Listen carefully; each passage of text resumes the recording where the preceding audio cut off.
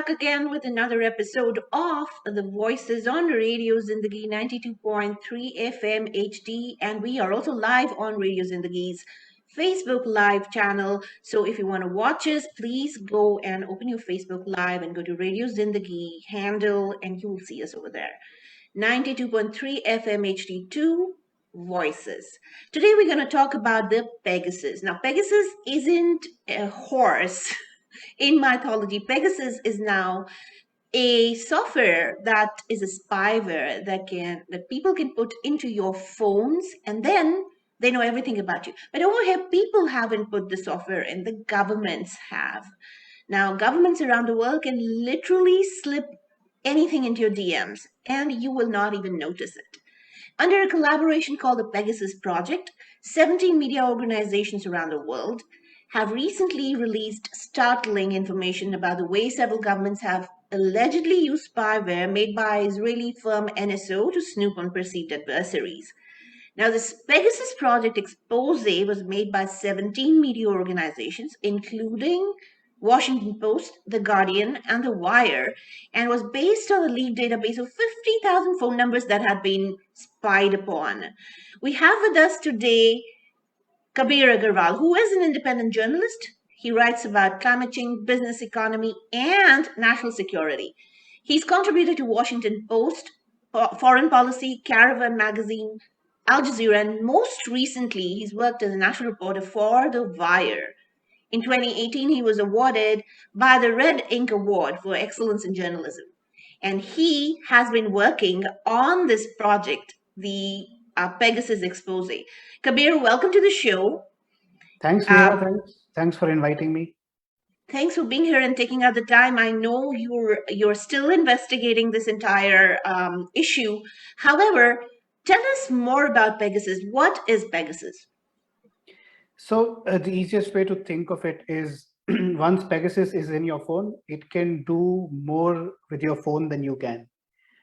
So if you have Pegasus on your phone, it can switch on the microphone, it can switch on the camera whenever whoever is handling it, and this can happen without your knowledge. So if your phone is lying, like this phone is lying here on my desk, if there's Pegasus and somebody who's interested can potentially be listening to me right now, be listening to us, it can click pictures, it can, without my knowledge whatsoever, it has access to all messages, all emails, all calls, contacts, phones, passwords, everything. So it's a military grade spyware developed by the Israeli firm NSO.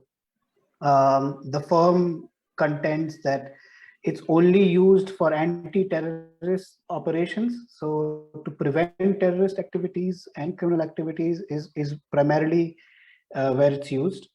NSO has also said that they only sell this software to governments, so which rules out its use by any private entities, which means that whoever has been using it in India, it must be a government which has been using it.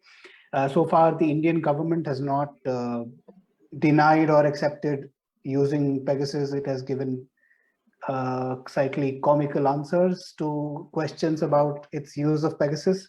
We can get into that later. But just to understand the software, it is, once you have Pegasus on your phone, everything is up for grabs. Your entire life is accessible to whoever wants to access it, and they can do whatever they want with it. And once it's in your phone, so far we don't have the technology to remove it from your phone either. So you have to junk the phone, you have to throw away the phone, and that is if you find out that you have Pegasus on your phone, and which is also very difficult to do. There was 50,000 phone numbers that were spied upon apparently in the leak. That's what the leak said, this specific leak. And the majority of these numbers were from authoritarian regimes like Rwanda, like UAE, Saudi Arabia, Morocco. But India was the only democracy listed on that list of phones, and there were around 300 people that I believe were targeted, including 2 serving ministers in the Narendra Modi government, 3 opposition leaders, 1 constitutional entity, which was election commissioner, and there were several journalists and business people. But I believe there's also, I think Imran Khan, the Pakistani Prime Minister, was also a part of that database being spied upon. So, what exactly is happening in India? Who are the people that are being spied upon by this software? Yeah, I mean, initially when we saw the list, so it was around more than 1,000 Indian phone numbers were on the list. The existence of this is what the Pegasus project and all of us have maintained, that the existence of a number on this list does not necessarily mean that the phone was targeted. It only means that there was an intent on the part of a customer of NSO Group to potentially hack the phone. So from those more than 1,000 phone numbers in India, so what we got was just a list of phone numbers. We did not know who these phone numbers belong to. So our task was to find out who these people are. So we have been able to identify more than, I think somewhere around 320 phone numbers we've been able to verify through various means. So one level of verification is not enough. We at least require two levels of verification. So we've been able to do that for 320 phone numbers in India. And we've also been able to forensically analyze multiple phones with the help of Amnesty International's technology support team. And we found infections on several of the phones which exist on the list. Traces of infection, so confirmed infections on several of these phones. So which means that the database is solid, which means that what we have is robust data, which means that there was an intent on the part of a customer in India, has to be a government as per NSO's own admission. So there has been this targeting which has happened in India of, and now who are the kind of people who we find on the list, as you asked? So mostly, I mean, being in India, you would, if you are following Indian news, there is this list of usual suspects who you would believe are thorns in the eyes of the government. They are, of course, there on the list. This includes activists, journalists, activists who have been imprisoned in the Bhima Koregaon violence cases. In several of those cases, other sources of reportage have revealed that evidence was planted on their laptops, and then they were arrested on the basis of that evidence. So their phones have been targeted. This includes Rona Wilson, etc., who have been incarcerated for several years on these. So they have their phones have been targeted using Pegasus. It also includes journalists, several journalists who work with The Wire, two of our founding editors. Their phones were forensically analyzed and they found traces of infection on their phones. Several other people who are columnists with The Wire as well have been on the list. So journalists, again, journalists who you would expect to be on the list if you've been following what's happening in India. But there are also people who you would not expect, like so certain journalists who are sympathetic to the government, who've been known to only publish stories which certain senior people in the government tell them to. They are also on the list, which is very surprising, also kind of comical in a sense. I was very surprised to see their names on the list, and I'm very interested to know what they actually feel about it, although they haven't made any comment. So those guys are also on the list. And then as you mentioned, several people who are within the BJP, or people who are close to the BJP and the Sangh Parivar ecosystem. So the Minister of Information Technology himself is on the list. He was in Parliament making statements at the day one when the first stories broke, when his name was not public yet. He was in Parliament saying that these stories are fake and this list does not exist. And a few hours later, he was himself found to be on the list. So, I mean, this was 2 years before he was actually made minister. Then there was another former minister in the central government, who we could track down 17 phone numbers associated with that person, his cook, his cleaner, his driver, his wife. So many numbers associated with that one minister were also on the list. Of course, there was no way that we could do forensic analysis on their phones because they would never agree. Then, so I mean, it was a range of people. Then the most shocking and perhaps the most gruesome, the most surprising case was that of the court employee who had alleged that the former Chief Justice of India, Ranjan Gogoi, when he was Chief Justice, had sexually harassed her. Uh, she and nine people associated and nine numbers associated with her were also on the list. So this goes to show to the extent to which the deep state in India is functioning, the kinds of people that they are going after.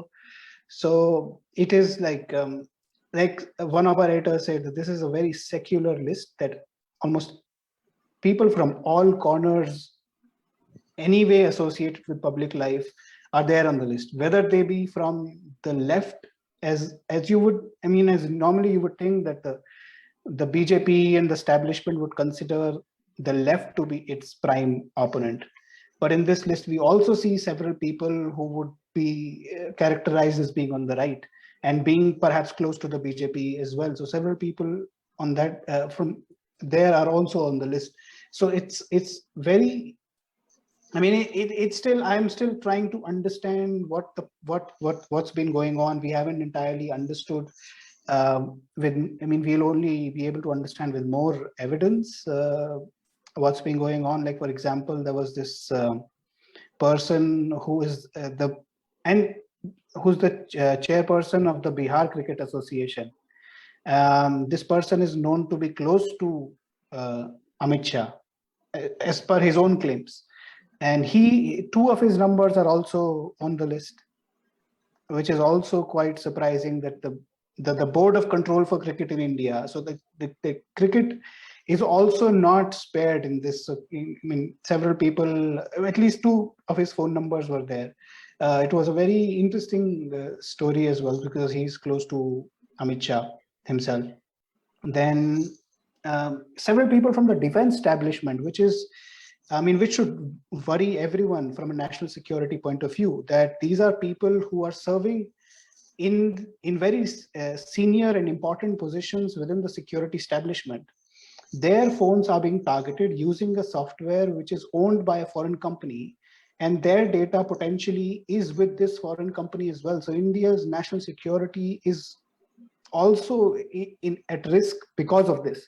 So that is also very concerning, and was very surprising to find several people from the military and security establishment also on the list. So I mean, there are bound to be churnings inside. There are bound to be, I don't know, but we will only know as time goes by what comes out of it. So, Kabir, what was the year that the Indian government supposedly purchased this software, and has NSO confirmed that they sold it to the Indian government?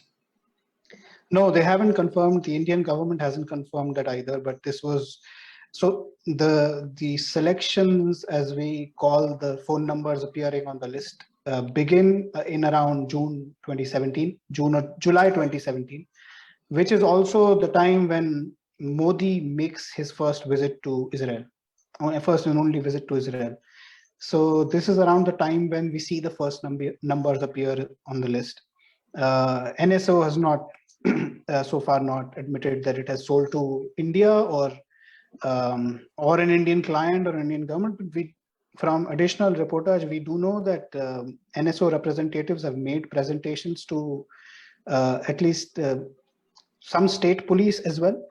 So that has happened as well, that they have state police have been interested at least. We don't know if the central government has purchased this, because the central government has refused to answer this question. They have not denied buying the software either. When this question has been asked, they have not denied it. and neither have they said that they bought it. So it's a strange. Again, in the court, the central government through its lawyers has said that if we tell you which software we are using, the terrorists will find out and they'll find other ways to. Which is funny, exactly. So, but that's the kind of. Yeah, Um, there might not be a lot of softwares out there that will have this capability, so it'll come down to two, three. Um, Yeah, it's so not so like the we terrorists are sitting and waiting for the central government to tell them, yeah, this is the software we are using. So there are inquiries being set up by other governments. For example, we know President Macron. He was also being surveilled, and his name was also leaked in the database.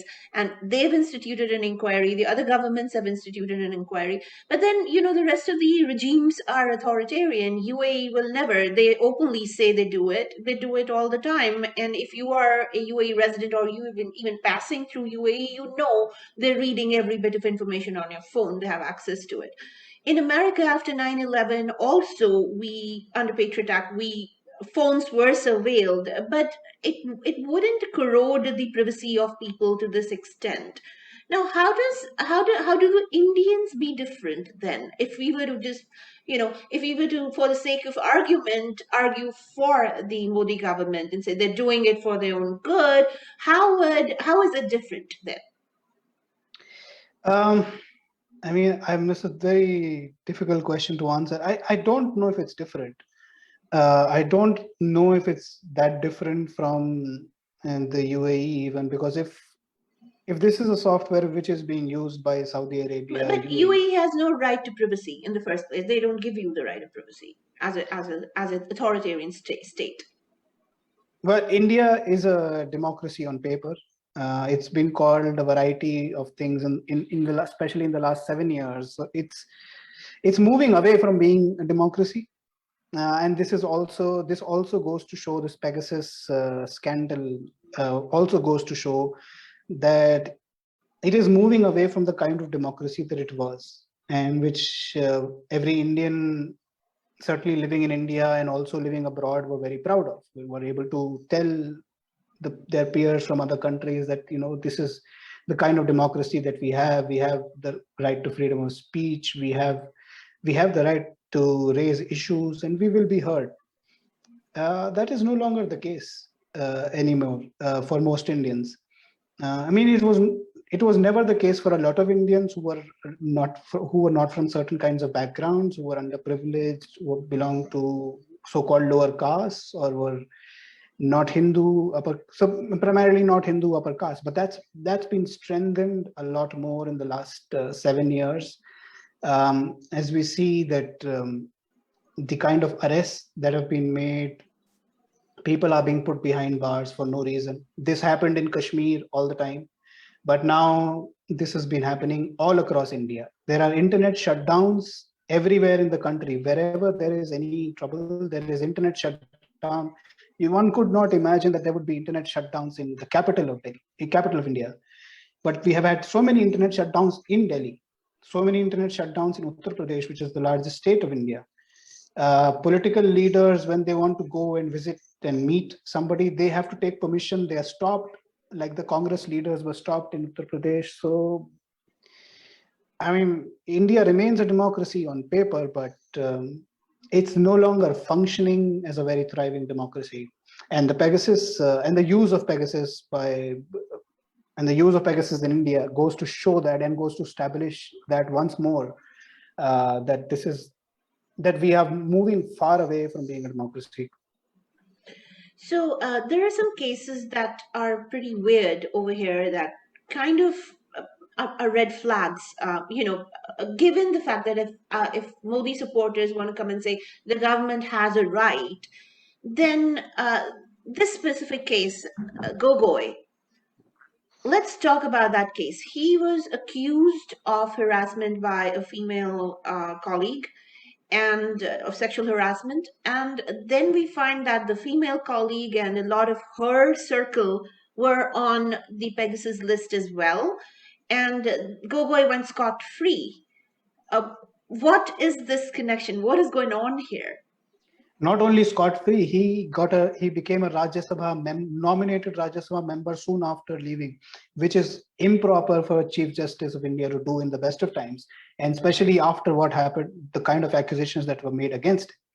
So what we see in the Pegasus list is that immediately after the woman made the accusations against him, immediately after that, there were her phones belonging to her husband and her husband's brother. Several people in that family were put on the list, were potentially put under surveillance. We do not know for sure because we were not able to do forensic analysis of their phones. But we know that at least there were, I think, 9 or 10 phone numbers belonging to that family, which were put under surveillance immediately after the accusations were made. So, I mean, one can only speculate what must have gone on inside within the government at that time, because there was pressure on Gogoi. This must have come as a shock to Gogoi as well. And these people they had already been suffering a lot even before. I mean, the woman made the accusations under duress. Once the sexual harassment had happened some 6 or 7 months ago, and after that she was transferred from her job. Her husband lost his job. They were brought to the police station. They were tortured. They were beaten up. That is when she made the accusations against him. So they had already suffered a lot. And after the accusations, again, they were put under surveillance. And I mean, we can only speculate what must have happened, what the family must have been through. Now they're only starting to rebuild their lives and move on in a way. So it was also complicated for us to report their story because this did bring them back into that stage where they wanted to move forward from. But it's important in the larger context that a Chief Justice, which is a very important constitutional authority in India, Chief Justice of India was involved in these kind of, firstly, a sexual harassment case. There was no due process in that case. He presided over his own hearing. He presided over his own hearing, gave himself a clean chit, continued to be Chief Justice, delivered some very important judgments after that, including the Ayodhya Ram Janmabhoomi verdict. After he retired, he went on to become a Rajya Sabha nominated MP. And so, if this is not wrong, then I don't know what is. So that means it's fine for people to preside over their own judgments. If they are Chief Justice of India, then and nobody can accuse them of any wrong, and they can literally give themselves a clean chit. There was another case of the Chief Election Commission, Commissioner Ashok Lavasa, who was going to go, who actually gave a statement that Prime Minister Modi had not kept up with a moral code of conduct during the 2019 elections, and then his name was on the list as well. Isn't that another transgression?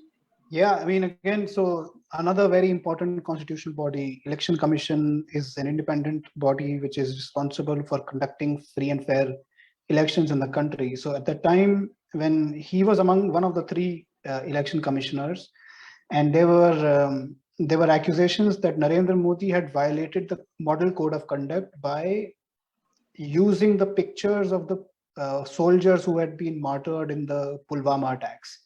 So he was standing in front of their pictures and asking people to vote for for the martyrs. And that was the case. So he was the only one who had said that violates the model code of conduct. So since then, the government had gone after him in other ways as well. There were cases filed against him, against his family.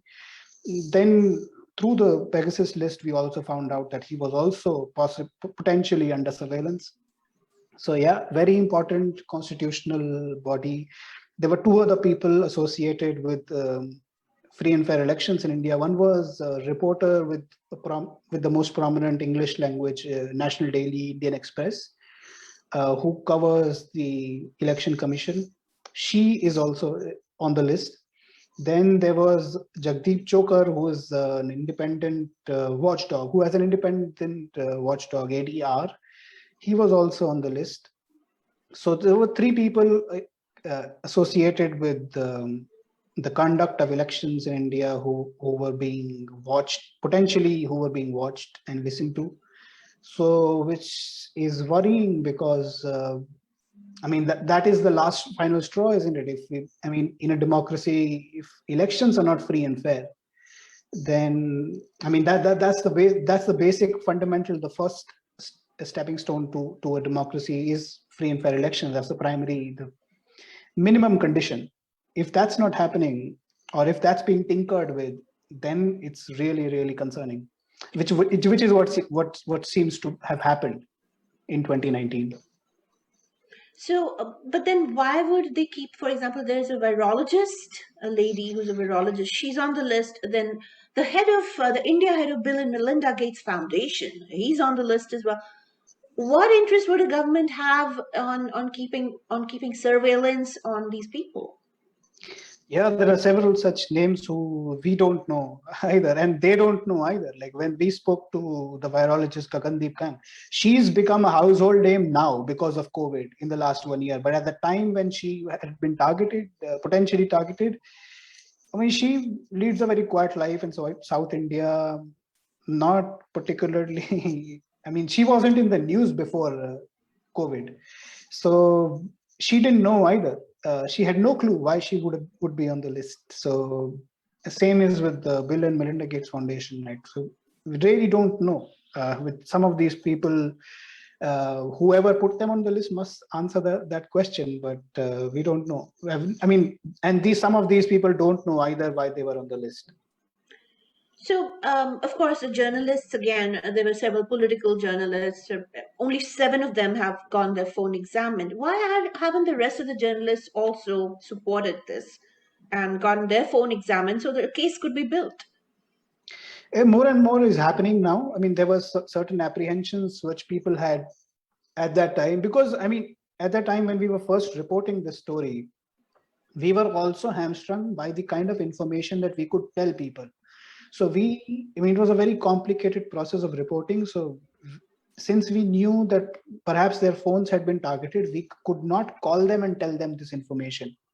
So we had to call them and say that we have something important to discuss. You have to join us on another platform. Now, several people would get apprehensive right there, right? If you don't, especially if you don't know them, if they don't know you, they will not trust you. So it took us several times attempts with some certain people, and certain people just refused. They said, we will not join you on the other platform. We don't know who you are. We don't know what you're doing. And even if we got them to the other platform, then we told them that your number is potentially a list of targets. Some people would not believe that, and they would say that no, it's not possible. How can that be? I mean, and if they accepted it, and we had a conversation after that, then if we asked them, the next step was to ask them to hand over their phones. Then they would say, what would happen to my data? Who will access my data? You have access to my data. So those concerns are perfectly rational. So there were several layers of difficulties that we had to encounter, and since we did not have a lot of time, there were only a certain number of phones that we could analyze forensically. So, and we were hamstrung in that as well. There was also the limitation of not being able to properly analyze Android phones, because the nature of software is such that it doesn't leave traces, it doesn't leave logs on the phone of previous activity. So even if the phone was targeted using Pegasus, it's possible that the traces might have just vanished from the Android. Whereas an iPhone, because it maintains detailed logs, it's much more likely that you would find traces from the past as well. Which is why iPhone forensics have been much more successful. So, and in India, there are a lot of people have Android phones, unlike the West. So that was another difficulty that we faced, that even if we did a lot of Android phones, they would simply not turn out any result, because we don't have the capacity as of now to analyze them. But with iPhones, whatever iPhones we could get, we were able to analyze, and the success rate was very high, which is, I mean, it was better than in other projects, certainly. So, and slowly more people are now coming forward as well. So we are continually doing more and more forensic analysis. We've done several more after the publication as well. So it's happening, more and more evidence is being generated. But yeah, it would have been great to have had more forensic analysis, but it was simply not possible for all of these reasons. Well, we're on Voices on Radio Zindagi for our listeners. If you're listening, and we're talking about a Pegasus surveillance being done by a democratic government, by the Indian government on its citizens, and we have with us here Kabir Agarwal, who's an award-winning journalist who's been on the team, who has been doing a story about it and has been investigating this entire issue. And we are on 92.3 FM HD2, and we're also live on Radio Zindagi's Facebook Live. So the handle is at the rate Radio Zindagi. Join us there if you have the time. Now, having said that, now anybody else would have done an inquiry. There's no inquiry happening here. The Modi government is flippantly not even responded to all these allegations. If there were a proper inquiry to be done, who would do this inquiry? Who's the right authority to do it? I mean, there could be multiple authorities, a parliamentary committee, a joint parliamentary committee could do it, a Supreme Court monitored committee could do it, an internal government and security committee could do it as well. But I mean, there has to be that willingness to investigate it. I mean, that's the first thing that we need. And it's surprising that isn't there, because this must be a matter of great concern. If the government is not using it, then who is doing it? So that must be a question that the government must want answered, right? If I mean, these are very important secrets, national security secrets of India. And if someone else has access to it, why does the government not want to know who has access to this and to what extent? So this is quite baffling that as the government claims that no, we are not doing this, then they must find out someone is. But then they're not saying they're not doing it either. They're just saying we're doing it, but we won't tell you which software we're using. That's how they are saying. But then NSO somebody from a representative from NSO also spoke to some journalists and made some statements. And then I believe Supreme Court made a statement that right to privacy is a constitutional right in Indian constitution, and this is against constitution. Now, there have been other transgressions that are completely unconstitutional as well. For example, the law that has just been promulgated to monitor journalists, right? It's a law that was passed very unconstitutionally through the parliament as well. Now, when all of these things are happening, how do you trust the system to do anything about it? Yeah, I don't know. I don't know, frankly, how do you trust the system? I think it's, I mean, one way to trust the system is to stop following the news and start reading on WhatsApp and start following the mainstream media television channels. Then they will make you believe that the government, whatever the government is doing, is right. And there is no reason to mistrust anyone. But I mean, most seriously, these are very serious problems that we are facing. And yeah, one is bound to lose trust. One is bound to lose faith in what is happening. That even as journalists, if we go out and report, I mean, we feel excited about the story that we have. We feel that we have something important. But it is difficult to deal with it if the system doesn't deliver, because there is only so much that a journalist can do. We can break the story, we can publish the story, we can write about it. We can't actually do the investigation. We can't actually bring people to book. We can't make it stop happening, right? So the system has to do that. The institutions which are in India, which are responsible for the functioning of democracy, have to do that. And unfortunately, they are not doing their job. Be it the mainstream media, the judiciary, the legislature, certainly not. Even the opposition is not doing its job. So, the Modi supporters say that this was, even if this is true, they say even if this is true, this is completely justified because the government needs to do this.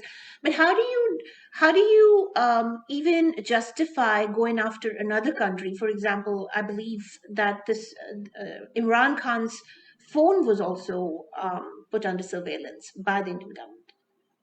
Yeah, his number appears on the list. no forensic analysis, or we don't know for sure, but his number is certainly there on the list. Yeah, I mean, those are also important questions to be asked. They have been asked, but we haven't had any answers from the government. I mean, some of the targeting in Pakistan might be called legitimate in the sense of, I mean, which is par for the course of how this is how intelligence is gathered, and perhaps this is how the software is supposed to be used. That you go after, you listen to what people in the military establishment, security establishment are doing, and I'm sure that Pakistan has its own ways of doing the same with Indians. But going after civilians, like for example Imran Khan, again, I don't know, but those are questions which remain unanswered. And I mean, certainly more importantly for us, it's the people, the activists, journalists, lawyers who've been targeted and who've been incarcerated potentially because of the use of this software. um, Evidence has been gathered against them by using this software, whose lives have been changed because of this. So those are certainly the more important cases, and we don't see the judiciary doing anything either. Wasn't there a case of a journalist where files were planted on his laptop and which caused his arrest?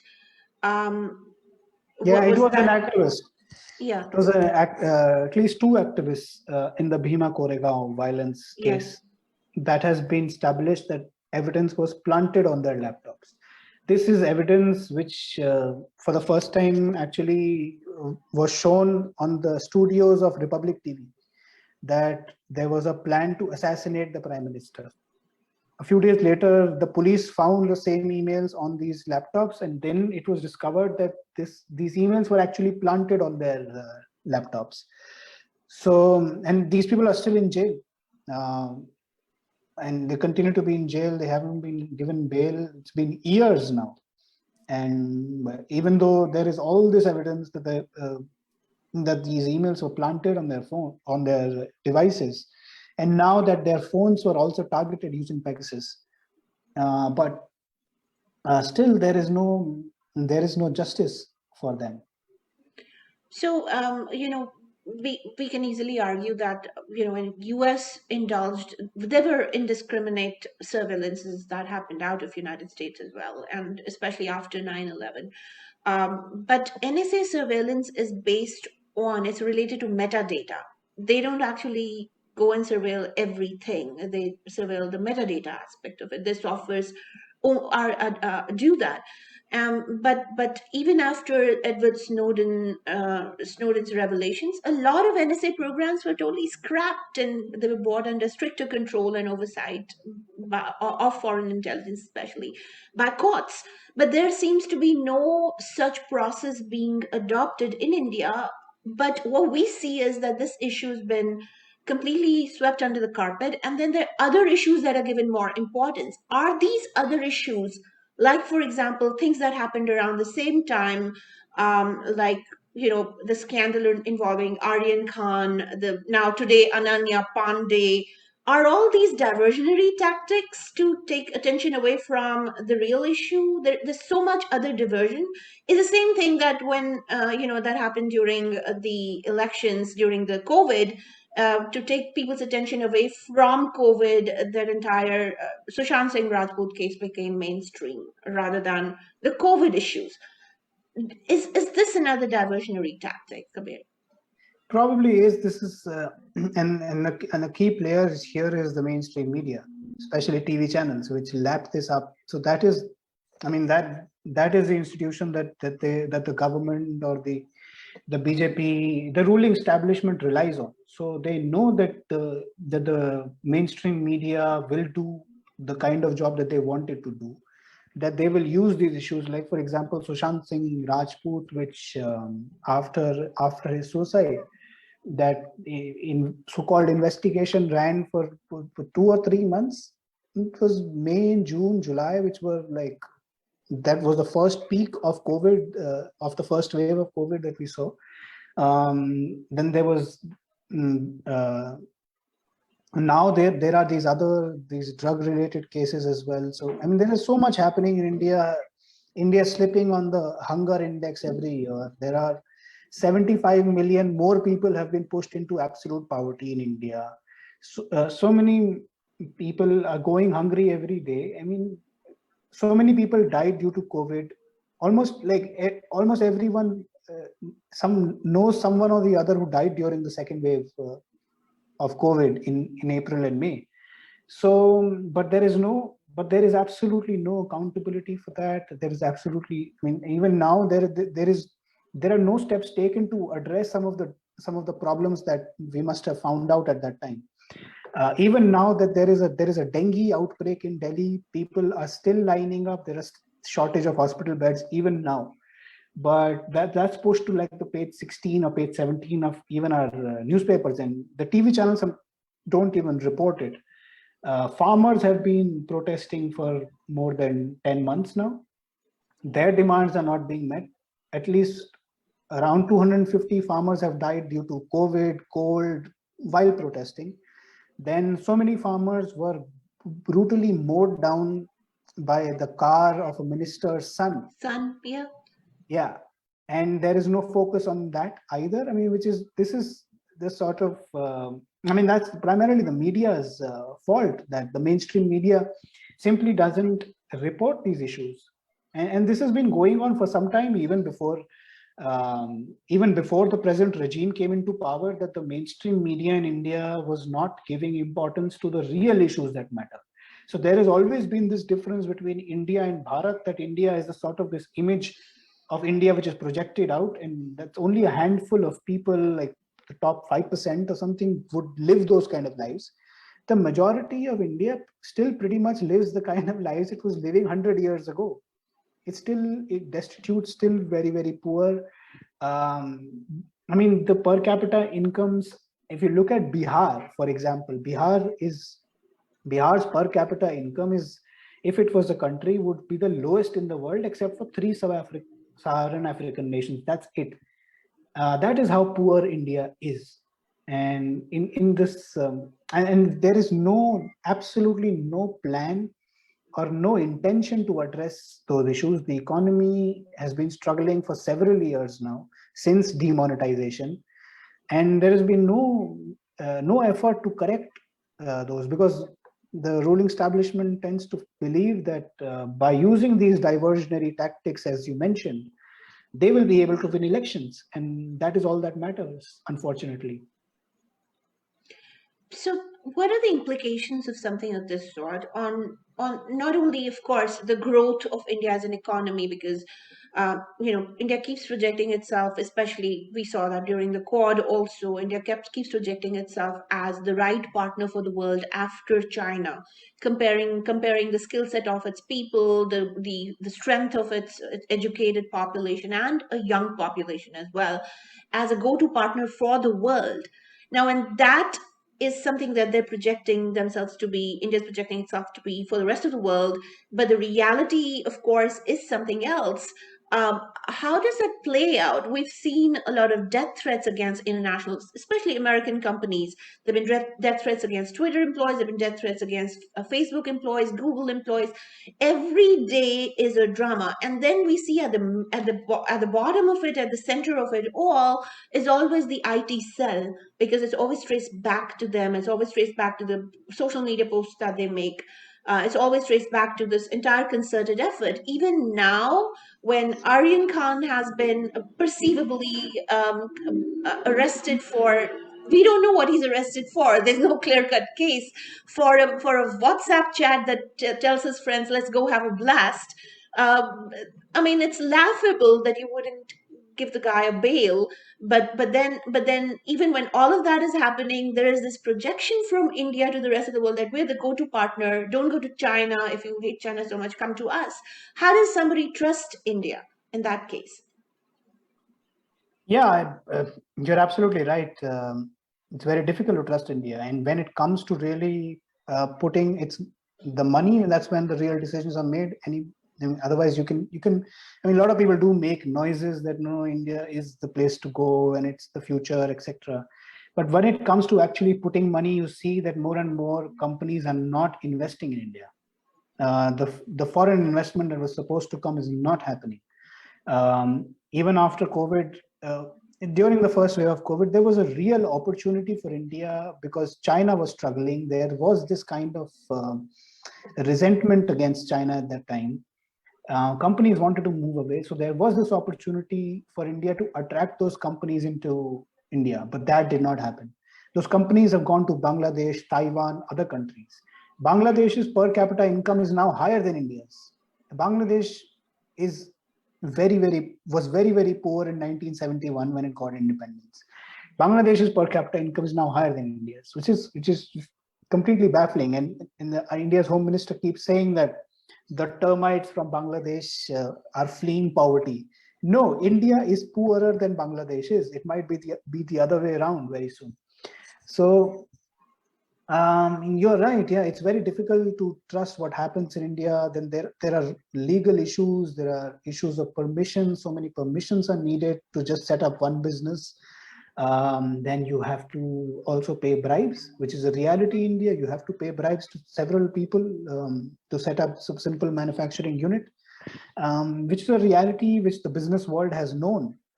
It knows for a while. There was this hope when Modi came that he will transform and that this is going to change, but unfortunately, that's not happened. And we see that the reality of there was nothing called the Gujarat model. It was all, as we see now, it was the IT cell, or it was the mainstream media which had bought into this idea.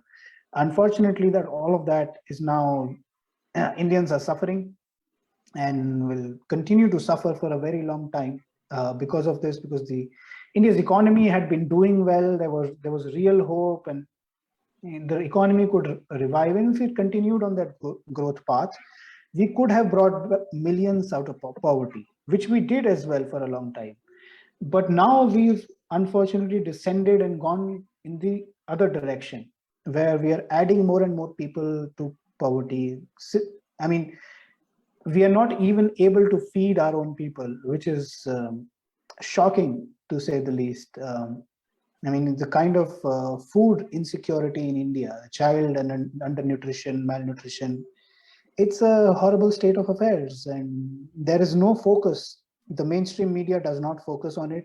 Even the alternate media, I mean, it does try. We do try, but we don't have the resources to do it consistently and to do it in depth. And the public at large, and especially the middle class, has seemed to develop this kind of aversion almost to it, to these kind of topics, that they're okay, this may be happening, but our lives are okay, and that's all that matters.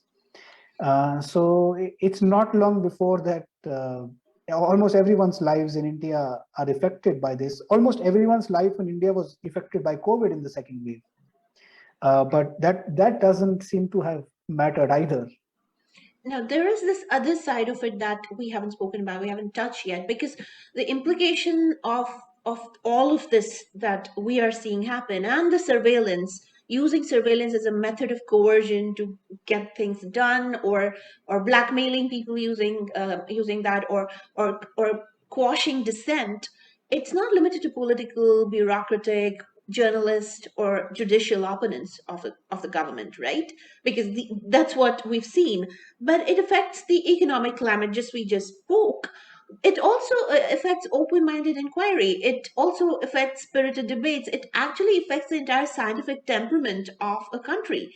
Now, how do you expect India to become um, a formidable place for the world if there is no scientific temperament? If women are the same tools, women are subjugated even more. They're told to sit at home. Their rights are taken away from them. If students cannot have open debates, and anything that is an open debate is called a dissent, classified as dissent. If somebody wants to say something that doesn't, the government doesn't like, they're thrown in jail. How does this even work for, and how do they think it's going to work for India? At some point in time, of course, the world is watching them, and we saw that the Vice President of America, Kamala Harris, mentioned it. But what's the strategy around it? How can they even survive as a India survive as a country if all of this dies in India? Yeah, it's an important question, and I frankly I don't know. I don't know. I wish I could So get they inside. don't have a plan for that at all. When they're doing all of this that they're doing, throwing people into jail just because they have a. I have a very important quote that somebody said the other day: that government is not the person running the government. The government is a contractor that has the job of running the show for a period of 5 years. The government is not the person. So if that is how the understanding of a government is, how do they suppose? I believe doing all of this, they'll never be out of power. That's one. Secondly, if this continues with no viable opposition or no inquiry, then this is going to go on forever. But then, if you're quashing dissent everywhere, then you are the next authoritarian government of the world. You're not a democracy anymore. Yeah, in many ways that's already true. I think that's already true. I think in their head, they think that the prime focus, the primary objective, is to remain in power at all costs. That is, everything else is secondary. So they will do whatever it takes to stay in power, and they have developed these concocted methods of diversionary tactics. So it's Bollywood being attacked today, it would be someone else tomorrow. And when people realize, when people wake up, it's already too late, and it will be much later when that actually happens. But I still think that there is a vibrant opposition in India. It's not organized. I mean, we saw glimmers of that during the anti-CEA protests. The way the younger generation, I mean, the people younger, 10 years younger than me, they were out on the streets, and the way they were protesting, that was remarkable. That was something that I drew a lot of hope from. That the younger generation, it has its own methods of getting the news, which I frankly don't understand how they get the news, but they seem to be well informed, and they seem to cut through all the noise on mainstream media, which the older generation is not able to. So that gives me a lot of hope. That glimmer during the anti-CEA protest, that gave me a lot of hope. The way younger people came out to help whoever needed help during the COVID. COVID second wave, that was remarkable. I think so. I think that vibrant voice of dissent, of organization, of social revolution, that exists. It's there. It's not organized, but it won't take a lot, because these things happen very quickly. Social revolutions, mobilizations happen very quickly. It just takes one leader, something to galvanize them around. It might happen because it's there. It's there. It's just that the older generation, especially the uncles, they kind of overwhelm the younger generation, but their time will soon be gone. Absolutely. And, Kabir, we had a similar problem during the Trump era, which it was a big assault on our own democracy. And right now we're rebuilding the democratic institutions. But we largely were able to survive it because we had an independent judiciary to some extent. We had a free media, a level playing field for opponents in political fundraising, and also individual liberty and very strong privacy laws.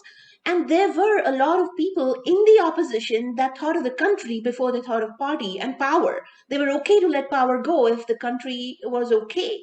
When you kind of come around, and of course the American people are very involved in their politics. We've always been very involved in our politics. We've always taken the oath to the Constitution as primary. Now, we did not succumb to Trump's pressure. It would have been just one person that could have absolutely brought down this house of cards in terms of democracy. But we are hoping that there's hope for India after all of this. We're hoping that something happens around it. But, for now, a lot of people didn't even know that this was happening because we're so, every day the headline grabbers are Aryan Khan and Ananya Pandey and everything else that would grab our attention except the reality of what's going on in India. Thank you so much, Kabir, for taking out the time to talk to us and tell us more about this. We wish you all the best with the rest of the investigation that you're doing over here. And if you have a bigger story, we'd love to invite you back again on Voices at 92.3 FM 2, San Francisco, San Jose. Thank you so much, Kabir, for being with us. Thanks a lot, Mira. It was great talking to you. Absolutely my pleasure.